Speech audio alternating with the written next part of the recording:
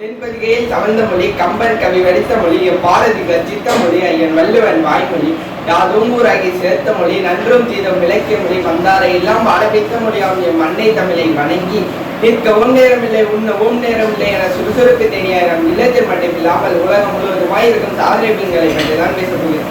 இந்த உலகத்தில் பலவிதமான பெண்ணாமங்களை ஒரு பெண் அடைகிறார். ஒரு தாயாய், மகளாய், மனைவியாய், இல்ல தரசியாய், சகோதரியாய், தோழியாய், காலத்துக்கும் காலம் ஒரு பெண் ஏற்கும் வேடங்கள் எத்தனை பல சவால்களை தடுத்து சாதனைகள் படைக்க உடல் உறுதியை விட மன உறுதி அதிகமாக உள்ள பெண்கள் எப்பொழுதும் சிறப்பானவர்களா. சங்க காலத்தில் பெண் கல்வி அனைவருக்கும் கிடைத்தது. அதனால்தான் ஆண்டாள், ஔவையார் போன்ற பெண்பால் பலவர்களும் அரசவையிலும் இறைப்பணியிலும் சிறந்து விளங்கியுள்ளனர். இடைப்பட்ட காலத்தில் பெண் கல்வி அனைவரும் மறுக்கப்பட்டதோடு முடக்கப்பட்டதே. அப்போது மங்கையராய் பிறக்கடல மாதரம் செய்திட வேண்டுமம்மா என்று கவிமணி தேசிய விநாயகர் பிள்ளை பெண்களை போற்றி பாடியுள்ளார். பட்டங்கள் ஆவதும் சட்டங்கள் செய்வதும் பாரினீர் பெண்கள் நடத்த வந்தோமம்மா என்ற உண்டாசு கவிஞன் சொன்னது போல இப்போது பெண்கள் தனப்பதிக்காத துறையே இல்லை எனலாம். நம் பாரதத்தின் நாடு வெள்ளையர்களிடம் அடிமைப்பட்டு கிடந்த போது ஆணுக்கு நிகராக பெண்களும் விடுதலை போரில் போரிட்டார்கள் என்றாலும் மிகையாகாது. அப்போது வீரமங்கை வீரநாச்சியார், ஜான்சி ராணி என்ற விடுதலை போரில் முதல் விதை போட்ட பெண் சிங்கங்கள் ஆவர். மருத்துவத்துறையில் இந்திய முதல் மருத்துவராய் டாக்டர் முத்துலட்சுமி ரெட்டி அவர்கள். பெரும்பான்மையாக ஆண்களே சாதித்துக் கொண்டிருந்த தமிழக அரசியல் துறையில் 5 முறை ஒற்றை பெண்மணியாக புரட்சி தலைவி ஜெயலலிதா அம்மா அவர்கள். அவர் ஆட்சி காலத்தில் தொட்டில் குழந்தை திட்டம் ஐநா சபையில் பாராட்டு பெற்றது.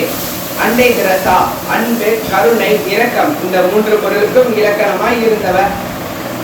உலகில் உடல் ஊனமுற்றோர், தொழுநோயாளி, ஏழை இவர்களுக்காக ஒரு வாழ்நாளையே அர்ப்பணித்த தியாக செம்மல் அன்னை தெரசா ஆவார். மண்ணுலகம் மட்டுமில்லாத விண்ணுலகமும் எங்கள் காலம் என்று போராடி கட்டிய விண்வெளி வீராங்கனை கல்பனா சாவ்லா. இது மட்டுமில்லாமல் கல்வித்துறையில் சாவித்திரிபாய், விஞ்ஞானத்துறையில் மேடம் கியூரி, முதல் இந்திய பிரதமராய் அன்னை இந்திரா காந்தி, முதல் இந்திய குடியரசுத் தலைவராய் பிரதிபா பாட்டீல், முதல் தமிழக ஆளுநராய் பாத்திமா பிபி, முதலமைச்சராய் ஜானகி ராமச்சந்திரன், விளையாட்டுத்துறையில் தங்கமங்கை பி.டி. உஷா, பி.வி. சிந்து, மேரிகோம் என்ற எல்லா துறைகளிலும் பெண்கள் கோலொன்றி நிற்கின்றனர். பெண்களின் சாதனைகளையும் தியாகத்தையும் போற்றும் விதமாக ஒவ்வொரு ஆண்டும் மார்ச் 8ஆம் தேதி உலக மகளிர் தினம் கொண்டாடப்படுகிறது. எனவே நம் வாழ்விலும் சமூகத்திலும் பெண்களின் முக்கியத்துவத்தை உணர்ந்து இவர்களை மேலும் சாதனை புரிய வைப்போமாக.